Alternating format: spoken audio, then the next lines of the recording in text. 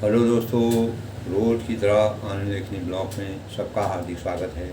सबकी मंगल भविष्य की कामना के साथ दोस्तों, आज रामचरितमानस का प्रसंग, बालकांड का प्रसंग दोस्तों लगातार चलते आ रहा है।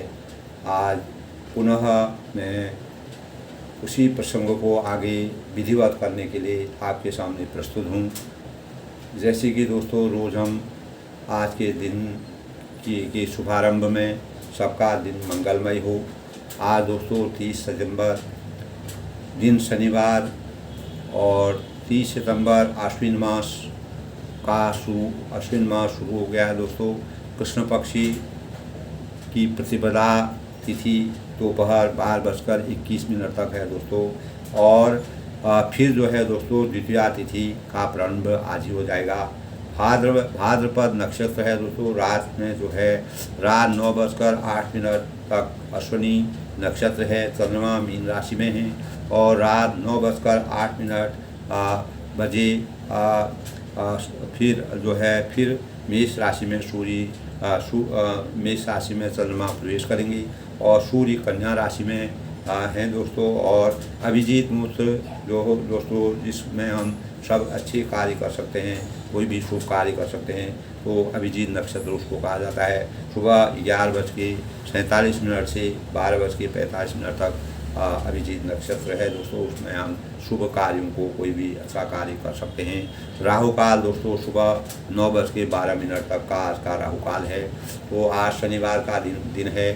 शनिदेव जो है, शनिदेव की उपासना बहुत ही सरल है। शनि न्याय के देवता है। मैं हर बार शनिवार के दिवस में न्याय के देवता हैं और वह अनेक प्रकार के, हमको जितने प्रकार की बीमारियां होती हैं, कष्ट होते हैं, वह शनि के कुप्रभाव के कारण होता है। अगर शनि का दोस्तों हमारे जीवन में इस प्रकार का कुप्रभाव होता है तो उनकी शांति के लिए शनि देव का व्रत करिए, पूजा करिए और उनको तेल अर्पण करिए, काले वस्त्र का दान करिए, काली दाल का दान करिए। इस प्रकार के विधान दोस्तों हमारे शास्त्रों में बने हैं, हम अभी तक करते आए हैं। और ओम शम शनिसाय नमः, ओम शम शनिसाय नमः, ओम शम शनिसाय नमः। इस प्रकार से हमको शनिदेव की आराधना करनी चाहिए। और पीपल के पेड़ के नीचे दोस्तों शाम को अपना जाकर के दीपक जलाइए। जिसका शनि कमज़ोर है, जिसमें कोई अन्य प्रकार की व्याधि आती हैं, कार्यों में रुकावट होती है, कोई परेशानी होती है, तो ये शनिदेव की, शनि ग्रह की कमजोरी के कारण होता है दोस्तों। अनेक प्रकार की बीमारियां होती हैं और वह बीमारियां दूर नहीं होती हैं और छोटी छोटी बीमारियां होती हैं और हमारे कार्यों में बाधा आती है और कार्य सफल नहीं होते हैं। तो दोस्तों शनिदेव की उपासना करनी पड़ती है। हम जिस लग्न काल और समय में हमारा जीवन होता है, उसी प्रकार हमारे ऊपर ग्रहों का समावेश होता है। उसी प्रकार हम ग्रहों की हमारे पास मनोदशा होती है। केवल दोस्तों विकल्प हर चीज़ का है। तो हम शनिदेव की उपासना से, जैसे कि मैंने आपको बताया कि काले वस्त्र का दान करिए और काले वस्त्र को और काला उड़द है और इसका दान कर सकते हैं। और खिचड़ी जो है किसी गरीब को दे सकते हैं।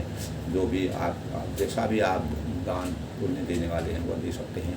पीपल के पेड़ पर दोस्तों और शनिदेव का दीपक जला करके ओम शम शनिसाय नमः, ओम शम शनिसाय दान कर सकते हैं।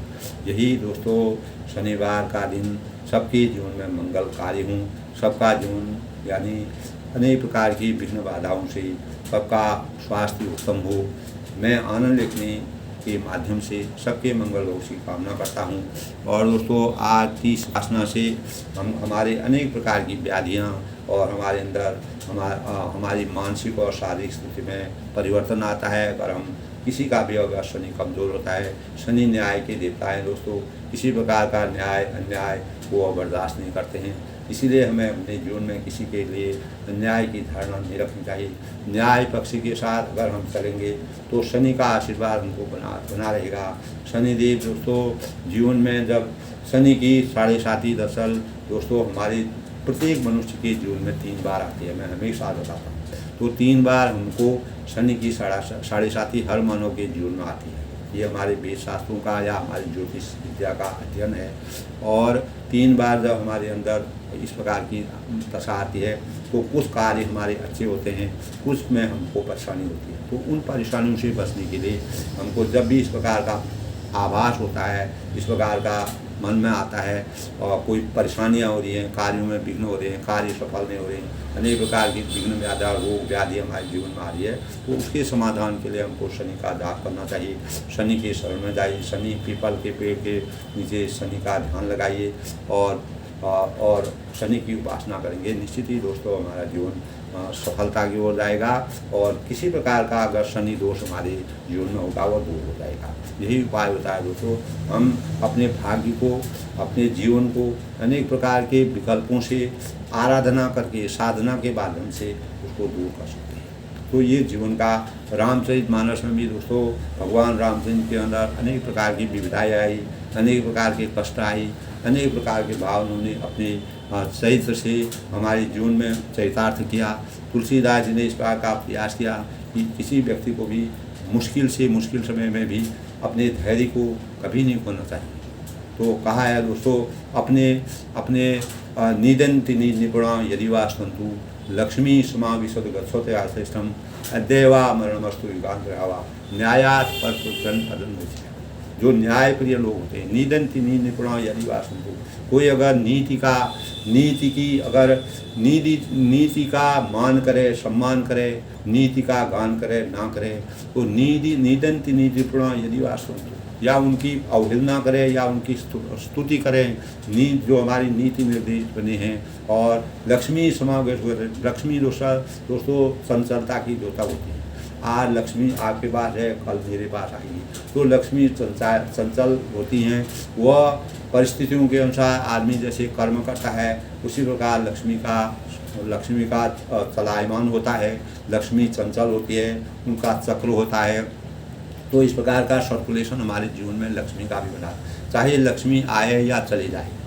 अद्यैवा मरणमस्तु विघ्नः, अगर हमारी मौत है, अगर अभी होने वाली है या कुछ समय के बाद, युगों के बाद होने वाली है, न्यायात् पथ प्रचंड पदम है, तो जो न्याय पथ पर जो लोग चलते हैं, अन्याय का शरण जो नहीं लेते हैं, न्याय का शरण लेते हैं, वह पदंग न धीरा, अपने जीवन में, अपने मार्ग में, अपने रास्ते में किसी प्रकार से अपने धैर्य को होते नहीं। ये सबसे बड़ी चीज़ है। शनिदेव की आराधना से हमको इस प्रकार की चीज़ें मिलती हैं। निदन्ति निपुणा यदि वा सन्तु, हमारी नीतियाँ हैं, हमारे वेद शास्त्र हैं, हमारी मर्यादा है, अगर वह उसकी कोई स्तुति करे या उनकी अवहेलना करे, लक्ष्मी चाहे हमारे पास आए या जाए, अपनी इच्छा के अनुसार, लक्ष्मी अपनी इच्छा के अनुसार आती है और चली जाती है, चंचलता है। आज आपके पास है, कल मेरे पास है, ये चक्र लक्ष्मी का चलता रहता है। अद्यैवा मरणमस्तु युगान्त, अगर हमारी मृत्यु आज ही हो जाए या युगों के बाद हो, कितने समय के बाद, लेकिन न्याय एक ऐसा चीज़ होता है, जो मनुष्य जो प्राणी न्याय के पथ पर चलता है उसको यानी न्यायात् पथ प्रचंड पदंग धीरा, वह किसी भी कारण से, चाहे न्याय हो, कोई कुछ भी हो, अपने मार्ग से विचलित नहीं होता है और अपने मार्ग में अटल रहता है और अपने मार्ग को कभी बदलता नहीं है। अपने प्रण का, अपने संकल्प का पक्का होता है। इसी प्रकार दोस्तों जनक जी का चरित्र था, राजा दशरथ जी का चरित्र था, रामचंद्र जी का चरित्र था। अनेक लोग ऐसे हमारे इस प्रकार की प्रेरणा के स्रोत हमारे जीवन में हैं, जो कि रामचरित मानस का हम प्रसंग पढ़ रहे हैं, मर्यादा की रचना के बारे में हम पढ़ रहे हैं दोस्तों। तो इस सांसारिक दृष्टि से अगर हम बड़ा आदमी किसको कहते हैं, ये भी मैं आपको बता रहा हूँ, जिसने अधिक स्वार्थ को पूरा किया, जिसका अधिक अहंकार हो, इस प्रकार का और प्रतिष्ठित आदमी हो और स्वार्थपरता पर चरम पर हो, जहाँ अहंकार शिखर पर हो, उसे हम उपलब्धियाँ, अनेक प्रकार की उपलब्धियाँ मिलती हैं, उसके पास बड़ी उपलब्धियाँ हैं, गौरव है, मान है, सम्मान है, तो वह जो है दोस्तों हमारे लिए बड़ा आदमी नहीं कहलाता है। तो हमारे आध्यात्मिक दृष्टिकोण से दोस्तों बड़ा व्यक्ति वही है जिसने स्वार्थ का त्याग किया है अपने जीवन में और अहंकार का त्याग किया है, अहंकार को छोड़ दिया है। स्वार्थ व अहंकार को त्यागने वाला व्यक्ति ही सांसारिक युग में रखकर अपना कार्य करता है। यही न्याय की सबसे बड़ी प्रासंगिकता है। ऐसा नहीं कि त्याग का मतलब वह संसार को छोड़कर कहीं वन में जाकर रह ले, ऐसा नहीं है, बल्कि त्याग का मतलब यही है कि अब उसका सारा स्वार्थ अहंकार न्यूनतम हो गया, यानी वह उसको किसी प्रकार का अभिमान नहीं, किसी भी परिस्थिति में न्याय पथ पर चलने वाले लोग जो हैं वह जो है अपने सही मार्ग का चयन करते हैं। वही महान आदमी आज के पूरी सृष्टि में, सृष्टि का जन्म हुआ, सृष्टि की जो रचना हुई, सृष्टि का ब्रह्मा विष्णु महेश ने जिस प्रकार से मर्यादा बनाई, तो भगवान राम परम मर्यादा पुरुषों भगवान रामचंद्र जी उसी को चरितार्थ करके हमारे जीवन में तुलसीदास ने उसको हमको प्रेरणा का एक स्रोत बनाया।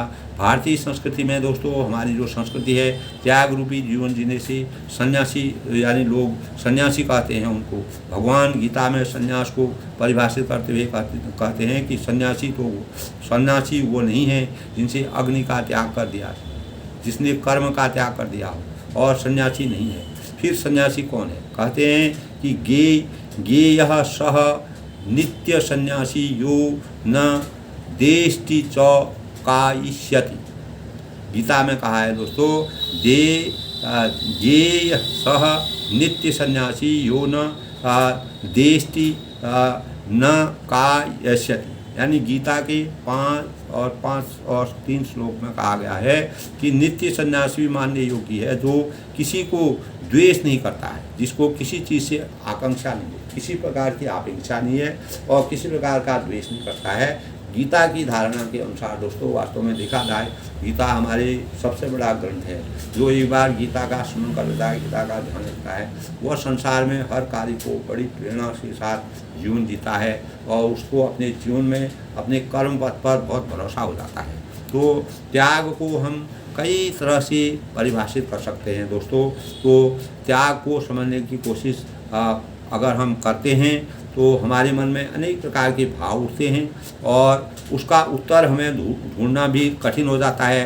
यानी त्याग अहंकार है, त्यागें अहंकार को हमको त्यागना चाहिए, स्वार्थ को त्यागें, अहंता जो हमारे अंदर अभिमान है उसको त्यागें, वही संन्यास है, यानी वही त्याग है। क्योंकि सांसारिक चीज़ों से हम जितना गहरे में स्वार्थी होंगे, जितना अपने बारे में सोचेंगे, अहंकार के बारे में सोचेंगे, मुझे तो मिलता, यानी इस प्रकार मुझे सब कुछ मिलना चाहिए, ये मेरा है, उतना ही उतना ही हमारा मन संकीर्ण होता है।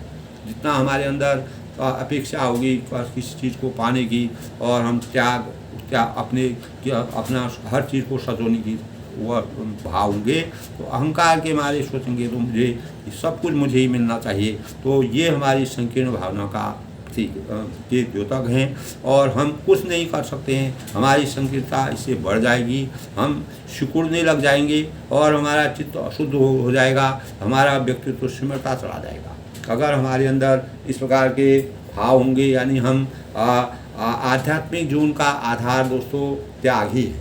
अगर हम सबसे बड़ा रहस्य यही है दोस्तों, त्याग की भावना, यानी हमको अपने आप पर कितना त्याग है, अपनी वस्तुओं पर हम कितना त्याग कर सकते हैं, हम किसी चीज़ को पाने की कितना अपेक्षा रखते हैं। इस महत्वाकांक्षी भौतिकवादी जीवन को हम किस प्रकार से चरितार्थ कर सकते हैं। तो हमारा जीवन उतना ही, अगर हम त्याग की भावना से दूर हटेंगे और इस दुनिया के माया मोह के चक्कर सब कुछ समेटने की कोशिश करेंगे, तो हमारा जीवन सिमटता जाएगा। कहाँ अनेक जगह पर हम अनेक प्रकार के इस प्रकार की आसक्ति में हम पड़ जाएंगे दोस्तों, जिससे हमारा व्यक्तित्व व्यापक व विशाल, अगर हमको अपना जीवन यानी व्यापक और विशाल बनाना है तो हमें त्याग है, अहंकार है, इस प्रकार के भावों से दूर रहना पड़ेगा। तो दोस्तों हमारे उपनिषदों में भी इस प्रकार के भाव मिलते हैं कि त्याग की अमृत की प्राप्ति तभी होती है जैसे त्याग के बारे में हम पुण्य है और पुण्य के कार्य करें। संसार में कुछ भी पुण्य के बिना, तप के बिना नहीं मिलता है। जब हम पुण्य करने के भाव हमारे अंदर तप नहीं होगा, हमारे यहाँ योग्यता नहीं होगी, आप कुछ भी हम करेंगे वस्तु के अनुरूप अगर हम पुण्य नहीं करते, हमारे पास जितना होता है उसके अनुसार हम पुण्य नहीं करते हैं, किसी भी भाव का, किसी भी विद्या का पुण्य करिए। आप कोई भी कार्य तभी का सरस्वती भंडार की यही अपूर्व बात, झुझुम खर्चे तुम बड़े भी। अगर आप सरस्वती का पुण्य करेंगे, किसी को विद्या दान देंगे, किसी को अच्छे भाव बताएंगे, अच्छी नीति में चलाएंगे, अच्छे रास्ते में चलाएंगे, वह भी एक दान है दोस्तों। तो संसार में रहकर व्यक्ति जिन चीज़ों का उपयोग करता है उनकी एक कीमत होती है। इसीलिए सांसारिक सुख भोग के अनुरूप व्यक्ति का उतना ही पुण्य, उतना ही तब क्षीण हो जाता है और कट जाता है जितना सुख हमने भोगा है, और हमारा उतना पुण्य हम अपने जीवन में चरितार्थ कर सकते हैं। इस संसार में दोस्तों प्रकृति की प्रकृति ने परमात्मा को एक कंप्यूटराइज व्यवस्था की जैसी रचना दी है। इतना विशालतम यह प्रकृति है। जिस प्रकार कंप्यूटर के अंदर अनेक प्रकार की हर प्रकार की चीज़ें आ जाती हैं, उसी प्रकार इस प्रकृति का भी कोई वो नहीं है दोस्तों, विशाल अस्तित्व है इसका। हम जो कर्म करते हैं दोस्तों, अच्छा करते हैं, बुरा करते हैं, श्रेष्ठ करते हैं, निकृष्ट करते हैं, और वह जो है सब हमारी एक प्रकार की हमारे अंदर हम उसको अपने, जैसे कंप्यूटर अपने ऊपर सब कुछ सेव करता है, उसी प्रकार हम भी अपने जीवन के लिए उसको बोते हैं, उसको सेव करते हैं, उसको रखते हैं। क्योंकि हमारे जो कर्म हैं वह हमारी अगली योनि में, अगले जगह हमारे समाज के साथ वह परिस्थितियों के अनुसार हम कैसे अपने को ढाल सकते हैं, किस प्रकार के हमारे अंदर भाव हैं, हमारे कर्म और कर्म फलों का विधान की अनिवार्यता को हम किस प्रकार से महत्व देते हैं, ये सबसे बड़ी मायना रखता है। परिस्थितियों यानी जो भी ज्ञानी जन होते हैं दोस्तों संसार में, वास्तविक पूंजी हमारी क्या है। जो ज्ञानी लोग हैं वो वास्तविक पूंजी के बारे में उनको वो क्या समझते हैं, इस संसार में वास्तव में कौन धनवान है, कौन स्थूल दृष्टि से इस अनेक प्रकार की चीज़ें, धन है, दौलत है, इस बार के बारे में गणना करता है। प्रकृति की नज़रों में धनवान वह है जिसके पास पुण्य है दोस्तों। इस संसार में इस सृष्टि की रचना के अनुसार धनवान भगवान ने उसी को कहा है जो इस संसार में पुण्य का काम करता है, तप का काम करता है, और बहुत ही समझदार व्यक्ति है, अपने मनोयोग से काम करता है, मन बुद्धि और विवेक से काम करता है, और पुण्य का उपयोग, तप का उपयोग लोक संग्रह में और लोक सेवा में करते हैं। जो लोग पुण्य का उपयोग लोक संग्रह में करते हैं, लोक सेवा में करते हैं, लोक जन कल्याण में करते हैं, और सुख भोग अपने सुख की उनको किसी प्रकार की आकांक्षा नहीं होती है, और उनको अपनी इंद्रियों में वशीभूत हो रहा है, और इंद्रियों में वह इस प्रकार से तृप्ति प्राप्त कर देते हैं कि उनको फिर किसी चीज़ की अभिलाषा अपने जीवन में नहीं होती। इस प्रकार दोस्तों रहीम दास ने भी एक जगह कहा है कि गोधन गजधन बाज्य धन और रतन धन, गोधन गजधन बाज्य धन और रतन धन, जब आवे संतोष धनो सब धन दूर। गोधन है, गजधन है, बाज्य धन है।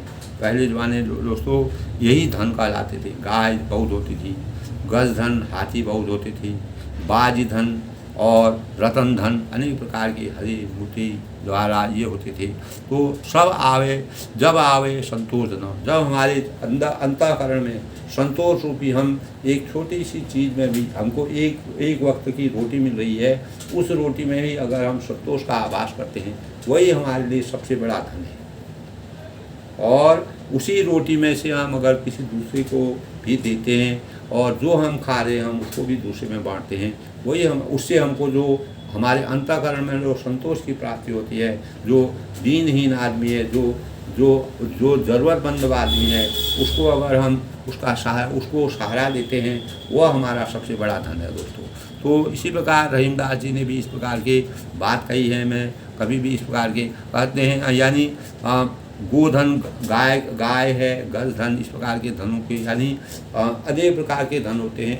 ये दोस्तों हमारे जब तक हमारे जीवन में हम किसी भी वस्तु से, किसी भी चीज़ से अपने मन रूपी अंतःकरण को नहीं सजा सकते हैं, उसमें हम शांति का आभास नहीं कर सकते हैं, उसमें संतोषम परम सुखम की अनुभूति कर सकते हैं, तो वह धन हमारे लिए बेकार है, उस धन का कोई औचित्य नहीं है। तो दोस्तों उपभोग और संग्रह का अनावश्यक लालच जो होता है हमारे जीवन में, उपभोग और संग्रह करने का जो लालच हमारे मन मस्तिष्क में बैठा रहता है, संबंधित के प्रति अनुपयुक्त व्यूह अहम का, यानी इस प्रकार के हमारे अंदर अन्य प्रकार की अहम भावना पैदा होती है। जो है हमारे उपभोग है, संग्रह है, अनावश्यक जो लालच है, ये हमारी तीनों चीज़ें हमारे जीवन को एक त्रिशूल की तरह, जैसे त्रिशूल तीन तीन त्रिशूल में तीन वो होते हैं, उसी प्रकार हमारे लिए तीन दोष कारक चीज़ें हैं। ये इन तीनों का समुच्चय ही त्रिशूल है, यानी उपभोग है, संग्रह है और लालच है। ये जो चीज़ें हमारे लिए हमारे शरीर में त्रिशूल की तरह चुभते हैं, जो जीवन क्षमता को अस्त व्यस्त करते हैं। यही हमारे जीवन की पूरे जीवन को हमारा अस्त व्यस्त करते हैं। अगर हम इनमें साधारण रूप से उपभोग करने के अपने नियम को सही करें और संग्रह करने का एक आधार बनाएं कि हमको कितना ज़रूरत है, और अनावश्यक अनेक प्रकार के कहीं पर भी कोई चीज़ है उसके बारे में लालच करें कि अगले के पास ये है, मेरे पास ये है। तो इस प्रकार की प्रेरणा दोस्तों हमारे जीवन में उपभोग है, संग्रह है, लालच है, ये तीनों चीज़ें हमारे जीवन को, हमारे मन को, हमारी अंतरात्मा को, हमारी मानसिकता को अनेक प्रकार से कष्ट पहुँचाते हैं। इससे हमारा जीवन निरर्थक हो जाता है। हम वास्तविक जीवन का रसास्वादन नहीं कर सकते हैं और अपने अंदर संतोषम परम सुखम की अनुभूति नहीं पैदा कर सकते हैं। जो जीवन समता को अस्त व्यस्त करता है, हमारे जीवन को विकृत कर देता है, यानी और यह हमारे लिए हमारे अच्छे खासे जीवन को दुर्भाग्यमय बना देता है। तो दोस्तों इस प्रकार के भावों से हमको अपने जीवन को, यानी बड़ा जन होते हैं, बड़े लोग होते हैं, जो त्यागी होते हैं, जो संकल्प अपने संकल्प के पूरे होते हैं, अपने प्रण के पूरे होते हैं, और जो लोक कल्याणकारी करते हैं, जिनके अंदर मानव चेतना को आगे उठाने का, अज्ञान को ऊपर उठाने के लिए ज्ञान रूपी प्रकाश का संचालन करने की शक्ति होती है, उन लोगों को जो है संचय करने की, संग्रह करने की और किसी प्रकार की लालच करने की आवश्यकता नहीं होती है, वह नहीं होते हैं। उनको वह अगर एक ही समय की रोटी मिल रही है, उसी में भी संतोष प्रकट करते हैं। कल की रोटी उनको मिल जाएगी अगर हमारे अंदर संतोष का आभास होगा। काफ़ी लोग ऐसे होते हैं दोस्तों, अपार धन संपत्ति होती है, ना सब कुछ होता है, सब कुछ होते हुए भी संतोष का आभास नहीं होता है। वो अपना जीवन इस प्रकार जीते हैं कि उनको ऐसा होता है दोस्तों, अगर कोई आदमी में कोई चीज़ प्राप्ति हो रही है तो वो समझता है और प्राप्ति हो। अगर मेरे पास एक घर है, मैं समझूंगा दूसरा हो, फिर तीसरा हो, तो रहना मुझे उसी में है। लेकिन ये हमारे मन को समझाने की, मैं खुद कह रहा हूँ लेकिन मैं भी ऐसा नहीं हूँ, लेकिन जहाँ तक हो इंसान को एक पॉइंट पर पहुँच कर के, एक बिंदु पर पहुँच कर अपने को लगाम लगाना चाहिए। दोस्तों जो चीज़ हम संग्रह कर रहे हैं, वो अगर दूसरा जिसको ज़रूरत है वह संग्रह करेगा, उसका जीवन भी अच्छा होगा। हमारे और उसके बीच में अगर खाई हो रही है, उस खाई को दूर करने के लिए हमको समाज में इस प्रकार के भावों को, जिस प्रकार रामचंद्र ने पूरी सृष्टि में इस प्रकार के भावों की प्रेरणा को प्रदान किया दोस्तों। तो कल के प्रसंग में दोस्तों हमने यही हमारे जीवन में दोस्तों प्रेरणा के स्रोत होते हैं। इसी से हमको अपने भावों को उज्जवल बनाना चाहिए, अपने जीवन को प्रकाशित करना चाहिए। जब हम काफ़ी लोगों की इस प्रकार की बातें सुनते हैं, हमारा मन बदलता है, हमारे मन में परिवर्तन आता है, हम अनेक प्रकार के अच्छे भावों को सोचते हैं और हम जो अपनी ज़रूरत से ज़्यादा संग्रह करने की कोशिश करते हैं, उसमें हम लगाम लगाएंगे।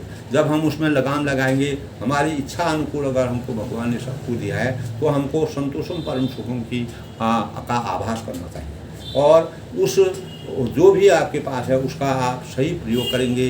किसी को जो ज़रूरतमंद आदमी है अगर उसको मिलेगा तो वह कल्याण का भागी होगा।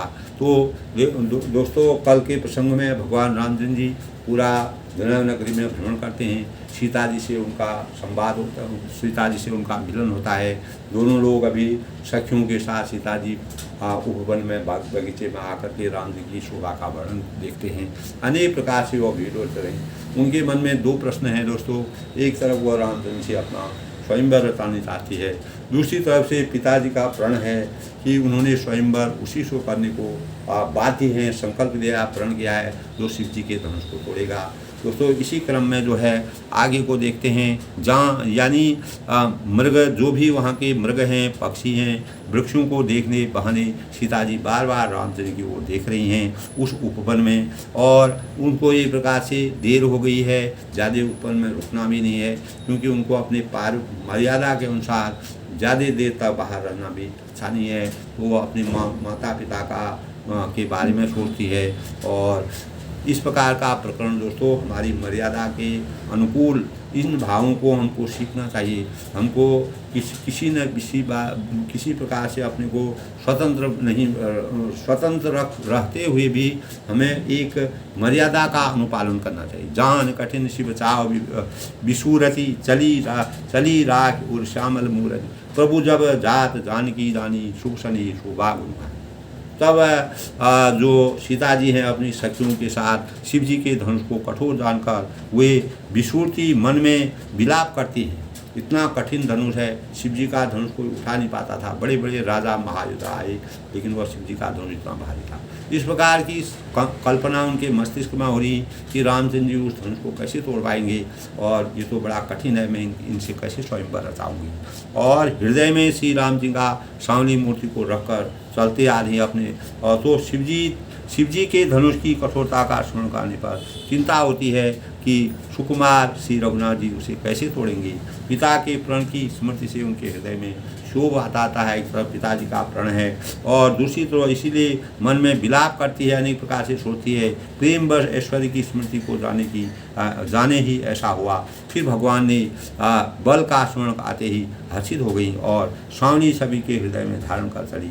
प्रभु श्री राम जी ने जब सुख स्नेह शोभा और गुणों की खान श्री जानकी जी को जाती हुई जाना, यानी इस प्रकार भगवान रामचंद्र जी जब सीता जी को जाते हुए अपने घर को वापस जाते हुए उस फुलवाड़ी में गौरी पूजन के लिए आई थी, तो वहाँ पर आते हुए उनको देखा। अनेक प्रकार से भाव विवल होकर उन्होंने दोनों पुरुषों को देखा तो सीता जी के मन में एक ही भाव आते हैं, ये दो भाव आते हैं। एक तरफ वो रामचंद्र से स्वयंवर रचना जाती है, उनके मन में उनकी भक्ति, उनके मन में उनका वास हो गया। दूसरी तरफ पिताजी का प्रण है, उस प्रण के मारे वो डर रही हैं। तो लेकिन जब रामचंद्र की छवि का उन्होंने सखियों ने अनेक प्रकार से वृतांत किया तो वह धैर्य भी धारण कर रही हैं कि निश्चित ही मैं अपने जीवन में मुझे सफलता मिलेगी, मैंने भगवान से जो कामना की है वह कामना मेरी पूरी होगी। इस प्रकार का विश्वास भी उनके मन में जाग रहा है। दोस्तों, परम प्रेम मुदमहिनी चारु चित्त भीति लिखिलीनी गई भवानी भवन बहोरी बंदी चरण बोली कर दो। यानी इस प्रकार दोस्तों कर बोली, यानी तब परम प्रेम की कोमल शाही बनाकर, प्रेम रूपी शाही बना करके और उसके स्वरूप को अपने सुंदर चित्त में उसकी आकृति बनाती है और उसको चित्रित करती है। अपने मन में भगवान राम जी की मूर्ति का अनावरण करती हैं, उसको देखती हैं, अपने चित्त में उनका ध्यान रखाती हैं। प्रेम की स्याही से भगवान के मर्यादा पुरुषोत्तम भगवान राम जी का चित्रण करके मन ही मन प्रसन्नता का आभास करती है और अपने हृदय में उनको बसाने का प्रयास करती है। सीता जी पुनः भवानी के मंदिर में गईं और उनके चरणों में बंधना के हाथ तब फिर भवानी के मंदिर में वो गई। तो भवानी के दुर्गा के मंदिर में वो गई, तब फिर वह भवानी मंदिर में जाकर के कहती हैं, जय जय जय गिरिवर राज किशोरी, जय मही शुभचंद चकोरी, जय गजबंधन सदासन माता, जगत जननी दामिनी दुर्गा। तब भगवान हे श्रेष्ठ पार्वती, तब वह शिव और पार्वती की वंदना करते हैं। गौरा जो है पार्वती हैं, तो वह गौरा जी से कहते हैं, हे गौरा जी, हे श्रेष्ठ पर्वतों के राजा हिमांचल की पुत्री पार्वती। यानी पार्वती हिमांचल की पुत्री थी, जो सब जानते हैं। जब उनको सती हो गई थी, सती होने के बाद उनका पुनर्जन्म हिमांचल के वहाँ हुआ और वहाँ उनका नाम पार्वती हुआ। फिर शिवजी से उनका पुनः विवाह हुआ, उसका वृत्तांत दोस्तों हम पिछले अंक में कर चुके हैं। तो आपकी जय हो करके वह पूजा करती हैं, जय हो करके हे महादेव के मुख रूपी चंद्रमा की, भगवान शिव जी के मुख के चंद्रमा की वो टकटकी लगाकर देखने लगी, चकोरी बन करके उनको देख रही हैं। जिस प्रकार पपिहा चकोर बन करके चंद्रमा को देखता आता है, उसी प्रकार एक टकनगा से भी देख रही हैं। आपकी जय हो हे हाथी मुख वाले गणेश जी। और गणेश जी की वंदना करते हैं, यानी गणेश जी जो हैं पूज्य देवता हैं। कोई भी पूजन होता है, गणेश जी प्रथम पूज्य होते हैं। ये हमारे शास्त्रों में, हमारे मर्यादों में, हमारे वेदों में, हमारे ग्रंथों में इस प्रकार का भगवान गणेश जी का प्रथम गणेश जी का पूजन किया जाता है। स्वयं मुख वाले स्वामी कार्तिकी का भी वंदना करती हैं। हे जगत जननी, हे बिजली की सी कांति युक्त शरीर वाली आपकी जय हो। तो माँ पार्वती की अनेक प्रकार से आराधना करती हैं और भगवान का स्मरण करके उनको ध्यान में लगाती हैं और अपने बड़े प्रेम भाव से वह उनकी आराधना करती हैं। नहीं तब आदि मध्य अवसाना अमित प्रभाव भेद नहीं जाना, भव भव विभव पराभव कीर्ति विश्व में। यानी आपका न आदि है न अंत है, ये माँ आपका न आदि है, आपका न आदि है न अंत है और न अंत है। आपके असीम प्रभाव को वेद भी नहीं जानते हैं। जो आपकी मर्यादा है, जो आपका प्रभाव है, जो आपका अस्तित्व है, जो आपकी गणना है, उसको वेद भी उसका वर्णन नहीं कर। जो हमारे 4 वेद, ऋग्वेद, सामवेद, यजुर्वेद, यजुर्वेद, जो भी हमारे 4 वेद हैं, उनमें भी इनका आपकी आभा का वर्णन बड़ा ही विचित्र है। आप संसार को उत्पन्न करने वाले, पालन करने वाले और नाश करने वाले, यानी ब्रह्मा विष्णु महेश, ये जो है तीनों अवतार हैं जो एक तरफ से संसार की रचना करते हैं और दूसरी तरफ से संसार का कर्ता करते हैं, उनका जीवन बनाते हैं, तीसरी प्रकार से इस संसार का हरण भी करते हैं, नाश भी करते हैं। तो इस प्रकार के 3 रूपों में भगवान को माना गया और सृष्टि की रचना करते समय विश्व को मोहित करने वाली और स्वतंत्र रूप से विहार करने वाली, यानी संसार के अनेक प्रकार के जो जीवों को, प्राणियों को संतोष का आभास कराने वाली हैं और स्वतंत्र रूप से विहार करने वाली और इस संसार के सारे कार्यक्रमों को, सब पूरे चक्र को देखने वाली आपका दिव्य स्वरूप है। इस प्रकार के भाव माँ पार्वती के विषय में पार्वती की आराधना करती हैं, शिव जी की आराधना करती है, गणेश जी की आराधना करती है, ब्रह्मा विष्णु महेश की आराधना करती हैं। तो तब कहा है दोस्तों, पति देवता सुधीमहु मातृ महिमा बिंद सकई गई सहस्रादास। तब कहते हैं पति को इष्टदेव मानते हुए श्रेष्ठ नारियों में हे माता आपकी प्रथम गणना है, यानी आपकी अपार महिमा है। हजारों सरस्वती और शेष भी उसका वर्णन, आपकी सौंदर्य का, आपकी गाथा का, आपकी सृष्टि की रचना का, आपने जिस प्रकार से इस सृष्टि को अपने उसका वर्णन हम मतलब किसी भी रूप में नहीं किया जा सकता है। सेवते होती सुलभ फलसारी वरदायिनी पुरारी बिहारी, देवी पूज पद कमल तुम्हारी सुन नर मुनि सब होई सकारी। देवी पूज पद कमल तुम्हारी सुन नर मुनि सब होई सकारी। तो कहती हैं हे भक्तों की मुँह मांगा, यानी जो भक्त लोग सच्चे मन से, जो भक्त लोग आपसे जो कुछ कहते हैं, जो आपकी आराधना करते हैं, जो मांगते हैं, जो वरदान मांगते हैं, उसको आप मुँह मांगा वरदान प्रदान कर देती हो, दे देती हो। हे त्रिपुर के शत्रु शिव जी की प्रिय पत्नी, त्रिपुर के शत्रु जो शिवजी थे, उनकी पत्नी थी पार्वती। आपकी सेवा करने से चारों फल सुलभ हो जाते हैं, यानी चारों प्रकार के फल हमको मिल जाते हैं। हे देवी, आपके चरण कमलों की पूजा करके देवता, मनुष्य और मुनि सभी सुखी हो जाते हैं। तो इस प्रकार से जब भगवान ने इस प्रकार की मर्यादा की है, एक सीता जी जो परम ब्रह्म परमेश्वर भगवान रामचंद्र की धर्मपत्नी बनने वाली हैं, वही आज सृष्टि की निर्माता ब्रह्मा विष्णु महेश और पार्वती और गणेश जी से वंदना करती हैं और उसका बखान कर रही हैं। हमारी मर्यादा है, हमारे वेदों में, हमारे शास्त्रों में, हमारे ग्रंथों में इस प्रकार की मर्यादा का वर्णन किया है दोस्तों, जो आज भी हमारे लिए प्रेरणा का स्रोत है, हमारे जीवन को सार्थक बनाता है। हमारे जीवन में अनेक प्रकार के क्रियाकर्मों को आगे को बढ़ाने के लिए, अपने दैनिक जीवन को सुलभ करने के लिए, अपने कार्यों को चरितार्थ करने के लिए इस प्रकार के भाव व्यक्त किए हैं दोस्तों। मोर मनोरथ जानोनी की बसों सदा उल प्रवीण की कीनों प्रकट न कारण रे ही अस कहीं चरण गही बने। यानी मेरे मनोरथ को आप भली भांति जानते हैं, मेरा जो मनोरथ है, मेरे मन में जो चीज़ है वो आप जानती हैं। आप दूसरे के मन को बात जानने वाली हैं, अंतर्यामी हैं, मेरे मन की बात आप जानती हैं। और क्योंकि आप सदा सबके हृदय रूपी नगरी में, सबके हृदय में आपका वास है, आप सबके हृदय की बातें जानती हैं और इसी कारण मैंने उसको प्रकट किया है। ऐसा कहकर जानकी ने उनके चरण पकड़ लिए और उनके चरणों में वह नतमस्तक किया और उनको बहुत ही भक्तिभाव से उनकी आराधना और महिमा और स्तुति का गुणगान किया। तब विनय प्रेम बस भई भवानी खसी माल मूरज मुस्कानी सदा सादर ही प्रसाद उसे धरे बोली गौर कृष्ण।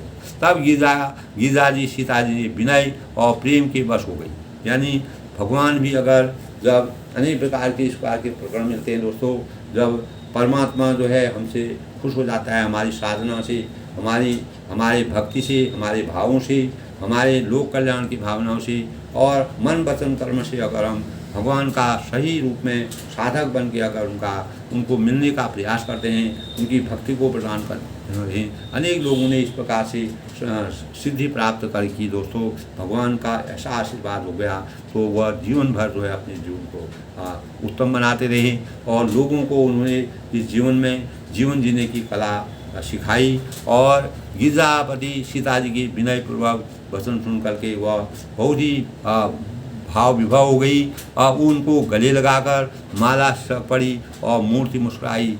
तब उनकी मूर्ति जो है, उनको ऐसा एहसास हुआ कि मूर्ति जो है मूर्ति भी मुस्कुराने लग गई है।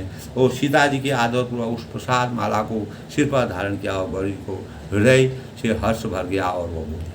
तब उनका वह फूल उस प्रकार से वह प्रसन्न होगी। जब कोई भी भक्त दोस्तों पूजा करता है, पाठ करता है, आराधना करता है, तो उसका भक्ति भाव में जब भक्त की भक्ति अगर सफल हो जाती है तो परमात्मा अपने आप ही खुश हो जाते हैं। इसी प्रकार के भाव दोस्तों पार्वती जी जब गौरी पूजन के लिए सीता जी वहाँ आई थी, अपने मन के विचार, अपने मन के भावों को, अपने मन में जो दुविधा उनके मन में पड़ी हुई है उसके बारे में गुणगान करती हैं कि आप सर्वज्ञ हैं, आप सब कुछ जानती हैं, आप इस ब्रह्मा इस सृष्टि की रचना करने वाले हैं और इस सृष्टि के आप करता हैं, आप भरता हैं, आप ही हरता हैं। तो आप ही मेरे जो अंतःकरण में जो बात है उसका निदान आप ही कर सकती हैं। इस प्रकार के भाव उन्होंने व्यक्त किए। तो आप सुनसिय सत्य आशीष हमारी पूजहि मन कामना।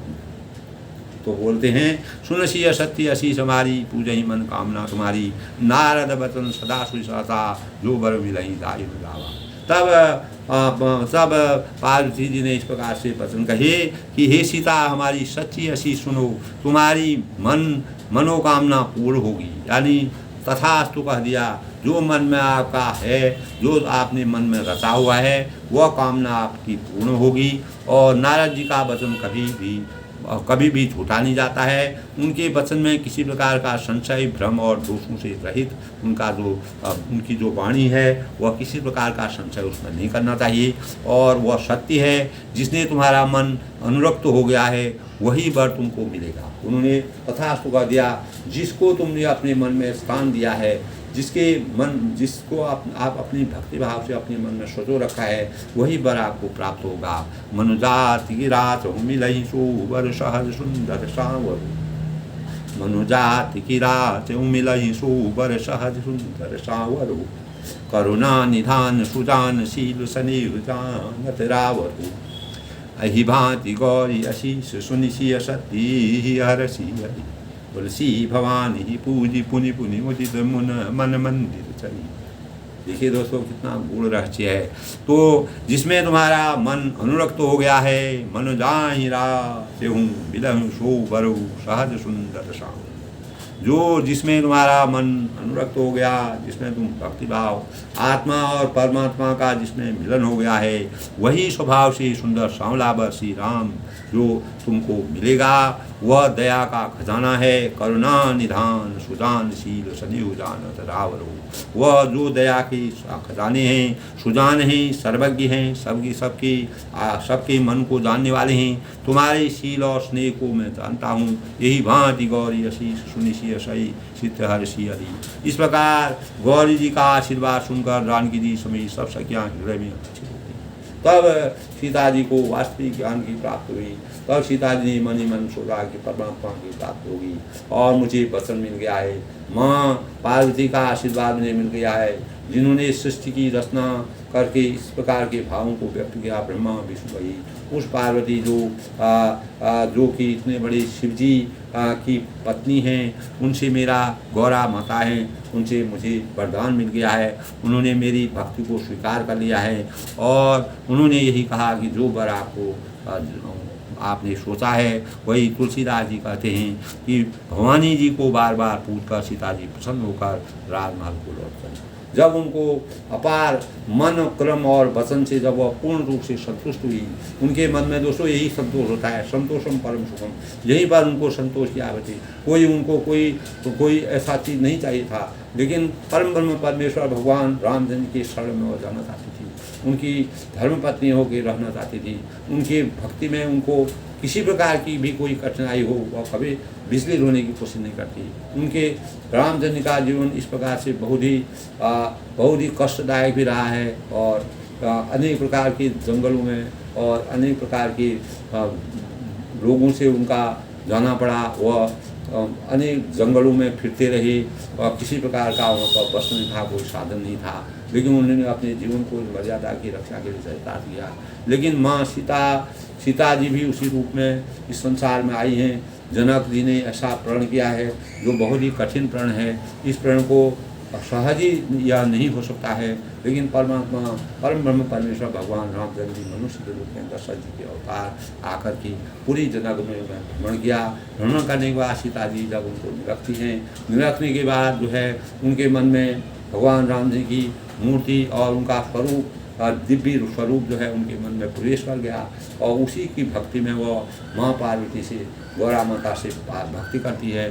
उसी भक्ति में जब उनकी वह अपनी आराधना में, अपनी स्थिति में, भक्ति में निपुण हो जाती हैं, भगवान उनकी भक्ति में प्रेम विवश हो जाते हैं, तो तब माँ पार्वती ने गौरा मैया ने तब उनको आशीर्वाद दिया कि जिस वर की तुमने कल्पना की है वही वर आपको प्राप्त होगा, इसमें किसी प्रकार का संकोच नहीं है कोई।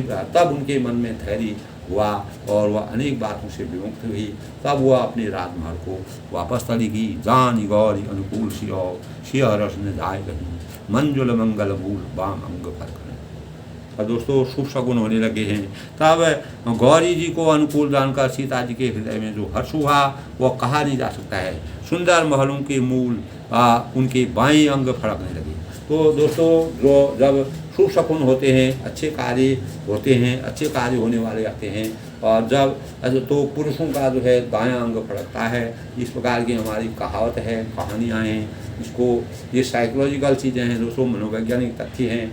और इसी प्रकार स्त्रियों का अगर बायां अंग फड़कता है तो वह भी शुभ संकेतों का माना जाता है, शुभ संकेत माना जाता है। हमारे शरीर की रचना दोस्तों इसी प्रकार होती है। कोई भी इंट्यूशन हमारे जीवन में आ जाता है। अगर कोई शुभ कार्य होने वाला है हमको उसका इंट्यूशन हो जाता है, अपने आप ही इस प्रकार के हमारे अंग काम करने लगते हैं। इस प्रकार के हमारे अंदर मनोभाव इस प्रकार की किरणों का हमारे ऊपर संचार हो जाता है। तो ये परमात्मा का आशीर्वाद होता है दोस्तों। जब परम ब्रह्म परमेश्वर का आशीर्वाद होता है तब हमें शुभता की तरफ हमारा जीवन जाता है। तो दोस्तों आज के प्रसंग में भगवान रामचंद्र जी और सीता जी के मन में जो विषाद था, जो परेशानी थी, जो उनके अंतःकरण में चल रहा था, उसका जब गौरी जी का पूजन होता है, गौरी जी के पूजन में वो बार बार, एक बार, दो बार, तीन बार गौरा जी के मंदिर को छोड़ती नहीं है। रामचंद्र के स्वरूप को अपने मन में बसा लिया। तब गौरा जी ने उनको आशीर्वाद दिया कि जो वर तुमने चयन किया है वही वर तुमको प्राप्त होगा, इसमें कोई संदेह नहीं है। मैं तुम्हारी भक्ति से, तुम्हारी पूजा से और तुम्हारी आराधना से संतुष्ट हूँ। इसमें तुम्हारा मन अनुरक्त हुआ है, वही स्वभाव से सुंदर सांवला वर जो रामचंद्र को तुमसे रचा है वही तुमको मिलेगा। वह दया का खजाना है, सुजान है, सर्वज्ञाता है, अंतर्यामी है और तुम्हारे शील और स्नेह को मैं जानती हूँ। इस प्रकार श्री गौरा जी का आशीर्वाद सुनकर जानकी जी अब मन में अपार हर्ष का अनुभव हुआ। तब उनके मन में शांति पैदा हुई और तुलसीदास जी कहते हैं कि भवानी को बार बार पूछकर सीता जी प्रसन्न मन से राजमहल को तब लौटी। तब वह राजमहल को गई। दोस्तों आज के प्रसंग में यानी गौरी जी को अनुकूल जानकर सीता जी के हृदय में जो हर्ष हुआ, जो प्रसन्नता हुई, जो खुशी हुई और उसका वर्णन हम अपने शब्दों में नहीं कर सकते हैं। ये तुलसीदास जी अपने साहित्य के माध्यम से, अपनी रचना के माध्यम से और रामचरितमानस के माध्यम से इस प्रकार के भाव जब प्राप्त होते हैं तो भक्ति भाव में जब आत्मा और परमात्मा का मिलन हो जाता है तो कोई भी उसको टाल नहीं सकता है। वो यही सोई जो राम रचिला का को करी तारा बड़ा वही साका। तो भगवान विधि ने, भगवान रामचंद्र जी परम ब्रह्म परमेश्वर भगवान राम का जो स्वरूप है, उन्होंने जो रचा है, जो मर्यादा रची है, वही सुंदर होता है। सुंदर महलों को मूल उनकी बाएं अंग। तब इस प्रकार जब वह कहने की तो शुभ शकुनों की बात होती है दोस्तों। आगे फिर स्वयंवर की बातें आती हैं। बहुत धीरे धीरे प्रकरण चल रहा है, तो बहुत अच्छा लग रहा है दोस्तों। बड़ा गूढ़ रहस्य है। इसको अगर हम आत्मीयता से अगर सुनते हैं दोस्तों, हमारे मन में अनेक प्रकार की भक्ति भावना पैदा होती है। प्रत्येक पति पत्नी के हृदय में अपने पति और पत्नी के बीच में अपार प्रेम की अनुभूति होती है। इस प्रकार से ऐसे भाव हमारे संस्कारों को, हमारे विचारों को, हमारी भावनाओं को चरितार्थ करते हैं। किस प्रकार से हमारा जीवन उत्तम बनेगा, किस प्रकार से हम एक भक्ति की साधना में साधक बन करके अपनी भक्ति को साकार कर सकते हैं। परमात्मा का कैसे आशीर्वाद प्राप्त कर सकते हैं। इन भावों से हमारा मन खुश हो जाता है। इसी प्रकार माँ सीता जी का भी मन जो है प्रसन्न चित्त हो गया जब भवानी गौरा माता ने उनको उनके पूजन से, उनकी आराधना से, उनकी स्तुति से वह भाव विभोर हो गई और मग्न हो गई। और जब भी कोई भक्त होता है दोस्तों, अगर भगवान की सच्ची निष्ठा, सच्ची आस्था उनके और किसी भक्त के ऊपर हो जाती है, तो वह भगवान की शक्ति उनके ऊपर प्रकट हो जाती है। उस प्रकार के कार्यों में वह लग जाता है। और यही दोस्तों सही सच्ची आस्था का प्रतीक है। हमारे जीवन में हमारी भक्ति, हम कितनी जगह दौड़ें भागें कुछ करें, उससे कुछ नहीं मिलने वाला। तो अगर हमारे मन में, हमारे अंतःकरण में भगवान के प्रति अगर सही सच्ची आस्था होगी, निश्चित ही हमको उस कार्य में सफलता मिलेगी। हम अपने जीवन को सार्थक बनाएंगे। इन्हीं भावों से दोस्तों आज के प्रकरण में सीता जी जो हैं, सीता जी को माँ पार्वती का वरदान प्राप्त हुआ। मन जाति राज मिलहि सो बर सुंदर श्याम। मन जाहि राच हूँ मिलहि सो बर मन सहज सुंदर श्याम। या इस प्रकार का वर तुमको तुलसी भवानी पूज पुनि मुदित मंदिर। तब वह जो है प्रसन्न हो गई। जान गौरी अनुकूल सिय हर नहीं जाए गई। मंजुल मंगल मूल बाम अंग फल नहीं। मन जाय सुन सिय सत्य अशीष हमारी पूजहि मन कामना। तो सुन सिय सत्य, हे सीता तुम्हारी सच्ची आशीष सुनो, तुम्हारी मनोकामना पूरी हो गई हैं। और नारद जी का वचन सदा पवित्र हो गया है। संशय है, भ्रम है और दोषों से रहित सत्य है, जिसमें तुम्हारा मन अनुरक्त हो गया है, वही वर तुमको मिलेगा। ये उन्हें सुन सी सत्य आशीष हमारी पूजहि मन कामना। तो नारद जी ने जो वचन उनको बताए थे, श्रेष्ठ मुनि थे, ज्ञानी मुनि थे, चारों सृष्टि की पूरी सब जानकारी रखते थे। तो इस प्रकार के भावों से जब सीता जी को उन्होंने पहले ही बताया था, वही कार्य भवानी जी कहती हैं कि जो नारद जी ने जो कहा है वही सत्य होगा, वही वर तुमको प्राप्त होगा। इस प्रकार से दोस्तों आज शनिवार का दिन है, और शनिवार का दिन है और आश्विन मास का शुभारंभ है और पितृपक्ष का द्वितीय तिथि है दोस्तों। तो आज सभी पितरों की आशीर्वाद सभी लोगों पर, अपने अपने जो पितर हैं उनका आशीर्वाद सभी को जीवन में अच्छा रहे। परमात्मा परम ब्रह्म परमेश्वर भगवान राम जी का आशीर्वाद बना रहे। हमको अपने मार्ग में सफलता को प्राप्त करने के लिए और चरितार्थ करने के लिए, अपने संकल्प को सही मर्यादा रखने के लिए और सत्य का साथ दे करके अपने जीवन को चरितार्थ करना चाहिए। और भगवान की भक्ति के प्रति एक साधक के रूप में अपनी साधना को साध्य बन करके हम अगर भगवान का पूजन करेंगे, निश्चित ही हमारा जीवन सकारात्मक होगा। हमें सकारात्मक ऊर्जा की प्राप्ति होगी, जिससे हम इस मानव जीवन में अनेक प्रकार के गलत कार्यों से दूर रहेंगे और अच्छे कार्यों को करेंगे। भगवान से हम जिस प्रकार की प्रेरणा करेंगे, भगवान भक्ति के भावों के भूखे हैं दोस्तों, उनको दुनिया में कुछ नहीं चाहिए। अगर आपकी भक्ति है, आपके अंदर ईश्वर के प्रति आस्था है, सही आस्था, वहीं विश्वास पैदा होता है। जहाँ सही आस्था है वहीं विश्वासम फलदायक, विश्वास जो है दोस्तों फलदायक होता है। अगर हमको एक पत्थर के ऊपर भी अगर विश्वास हो जाता है, वो भी हमको भगवान के रूप में दिखाई देते हैं, तो उन्हीं में हमको भगवान प्रकट हो जाते हैं। इस प्रकार के भाव दोस्तों हमारे जीवन में। इसी प्रकार हम माँ सीता के जीवन में, जो कि गौरी पूजन के लिए सच्चे भाव से आई थी, अपने पति को प्राप्त करने के लिए, अपने सौभाग्य को प्राप्त करने के लिए, अपने सुहाग को प्राप्त करने के लिए वह आई थी।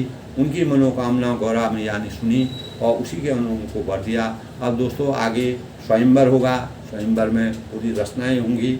आगे का वृतांत दोस्तों आगे फिर सुनते हैं और अपनी वाणी को विराम देते हुए सबके मंगल हो उसकी कामना के साथ सबका जीवन सुखी रहे, प्रसन्न रहे, सब लोग खुश रहें, आनंद मग्न रहें, सबके जीवन में प्रसन्नता रहे, खुशी रहे। सबका धन्यवाद। बड़ों को मेरा नमस्कार, छोटों को मेरा आशीर्वाद।